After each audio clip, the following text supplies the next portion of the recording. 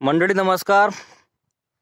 हा आपला poultry shade याबद्दल आपण आधीच 3 व्हिडिओ टाकलेले आहेत. जो पहिला एकदम फाउंडेशन बेस होता, म्हणजे जेव्हा आपलं फाउंडेशन तयार झालं तेव्हाचा. त्यानंतर जेमतेम जेव्हा बांधकाम सुरू झालं होतं तेव्हा आपला दुसरा व्हिडिओ, आणि तिसरा व्हिडिओ सुद्धा आपण टाकला होता हे कॉलम वगैरे भरल्यावरती. तर मित्रांनो, आता आपलं जे सिव्हिल वर्क आहे, म्हणजे बांधकाम जे आहे कॉन्क्रीट सिमेंटचं, ते पूर्ण झालेलं आहे. आणि आपण बघू शकता की हे जे समोर आहे ही आपली स्टोर रूम आहे, आणि हा त्याचा एंट्रन्स, हे दार आहे आपलं.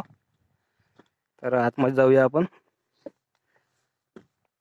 तर बघा, या साईडला एक आपण विंडो ठेवलेली आहे, आणि या बाजूला पण एक विंडो आहे, आणि हे आपलं एंट्रन्स.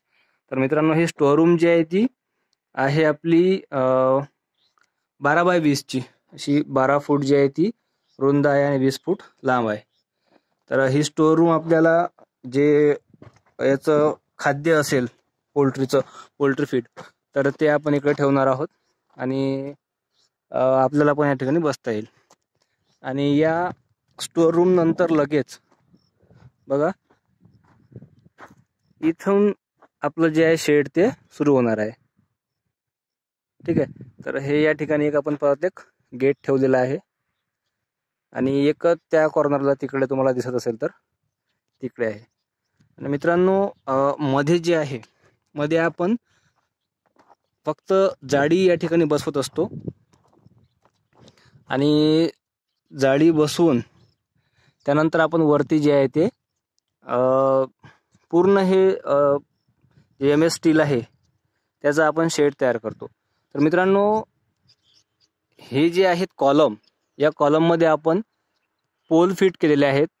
तुम्हाला दिसत असेल हे 3x3 3 इंच लांब रुंद, तर असे स्क्वेअर पाईप आहेत, चौरस पाईप. तर आपण बघू शकता की हा अशा प्रकारचा हा पाईप आहे, जो लांबी रुंद त्याची 3 इंच आहे, 3 इंच असा आणि 3 इंच असा. तर मित्रांनो, ह्या बीमपासून जवळपास 2.5 ते 3 फूट जे आहे ते आपण या ठिकाणी यात कॉन्क्रीटमध्ये हा फिट केलेला आहे. आणि त्याला खाली होलपास होत्या. होलपास म्हणजे सरळ भाषेत सांगायचं तर त्याला असे 2 अँगल आपण वेल्ड केलेले आहेत, जेणेकरून तो फिरणार नाही किंवा हलणार नाही. आणि हे पोल जे आहेत सपोर्टचे, हे पोल आपण फक्त ह्या कॉलममध्ये आहेत, ते आपण बीममध्ये न घेता या कॉलममध्ये आपण ते फिट केलेले आहेत. तर मित्रांनो, असे जवळपास या बाजूला 4,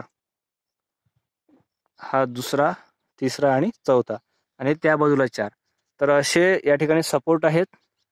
आणि हे जे पाईप आहेत हे खूप हेवी आहेत मित्रांनो, कारण की हा जो भाग आहे हा पूर्ण मोकळा आहे, आणि या ठिकाणी वाऱ्याची जी दिशा आहे ही कशी पण राहू शकते, वेग पण खूप जास्त राहू शकतो. त्यामुळे आपलं जे शेड आहे ते हेवी असलं पाहिजे. तर अशा प्रकारे मित्रांनो हे पोल आहेत. आणि वरती बघा, यावरती आपण अशा प्लेट फिट केलेल्या आहेत, आणि त्यांना होल आहेत. तर एक प्लेट खाली आहे आणि दुसरी वरून आहे, आणि त्याला 4 ठिकाणी होल आहेत, ज्या ठिकाणी आपण नट बोल्ट त्या ठिकाणी फिट करणार आहोत. आणि वरच्या बाजूला या ठिकाणी कैची असणार आहे, कैची म्हणजे ज्याला दोन्ही साईडनी स्लोप असणार आहे. तर मित्रांनो, ही जी हाईट आहे या पोलची सध्या, तर मी आता याच्यावर उभा आहे, तर इथनं जवळपास 9 फूटपर्यंत हे हाईट असेल, साईडची हाईट. आणि सेंटरला जी आहे ती जवळपास 11 फूट असणार आहे, कारण की आपण स्लोप जो घेतला आहे तो 2 फुटांचा घेतला आहे. तर मित्रांनो, तुम्हाला मी आता ते ज्याला कैची म्हणतो ते कैची दाखवतो. हे बाकीचं आपलं मटेरियल आहे, पर्लिन वगैरे. तर हे बघा, हे जे तुम्हाला दिसत आहे हायचा सेंटर आहे. या साईडला पण असा स्लोप आहे, आणि या साईडला पण स्लोप आहे, आणि मधात त्याला पण असे सपोर्ट आहेत.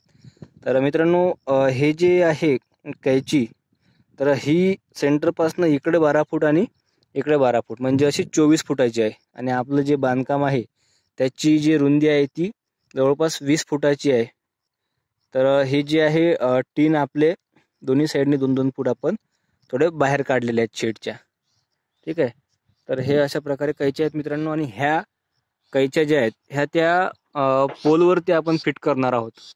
नंतर जेव्हा ते त्याचं वेल्डिंग वगैरे होईल तेव्हा मी परत एक वेगळा व्हिडिओ बनवून तुम्हाला ते सांगणारच आहे.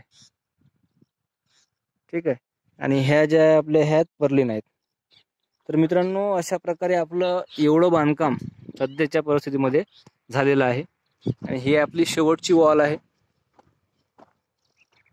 ही शेवटची वॉल आहे आणि मध्ये आपले असे आपण सपोर्टिंगसाठी कॉलम म्हणू शकतो आपण, ते उभे केलेले आहेत. आणि तिकडे आपली स्टोअर रूम आहे.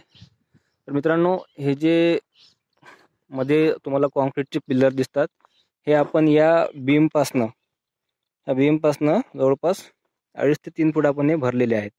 आणि हे पाईपसुद्धा एकदम या बीमला याच्यावर बेस आहेत हे पाईप. आणि टोटल ह्या पाईपची जी हाईट आहे, ह्या सपोर्टची हाईट ही आहे जवळपास 9 फुटाची. आणि मित्रांनो, हे बघा, या अपोजिट साईडला आपण एक गेट ठेवलेला आहे. म्हणजे या शेडला आपण 2 गेट ठेवलेले आहेत. एक या कॉर्नरला आणि दुसरं त्या कॉर्नरला अपोजिट साईडला. तर मित्रांनो, जेव्हा आपण ब्रूडिंग वगैरे करू तेव्हा हा जो सेक्शन आहे, म्हणजे या भिंतीपासून तर हा पहिला कॉलम, म्हणजे 8 ते 9 फुटाचा स्पेस आहे. आणि इकडे पण तर हा आपण हा सेपरेट ठेवणार आहे ब्रूडिंगसाठी. तर मित्रांनो, आता आपलं एवढं बांधकाम झालेलं आहे. पुढच्या 2-3 दिवसात आपलं जे वेल्डिंग वर्क आहे ते कम्प्लीट होईल. या ठिकाणी आपण ते कैची वगैरे लावून सगळं आपण सेटअप करणार आहोत. आणि त्यानंतर परत मग ते कशा प्रकारे केलं जातं त्याचा व्हिडिओ मी तुमच्यासमोर घेऊन येणार आहे. तर मित्रांनो, या व्हिडिओला जास्तीत जास्त शेअर करा, लाईक करा, चॅनलला सबस्क्राईब करा. आणि तुमचे जर काही प्रश्न असतील तर ते कमेंट बॉक्समध्ये मला विचारा. थँक्यू.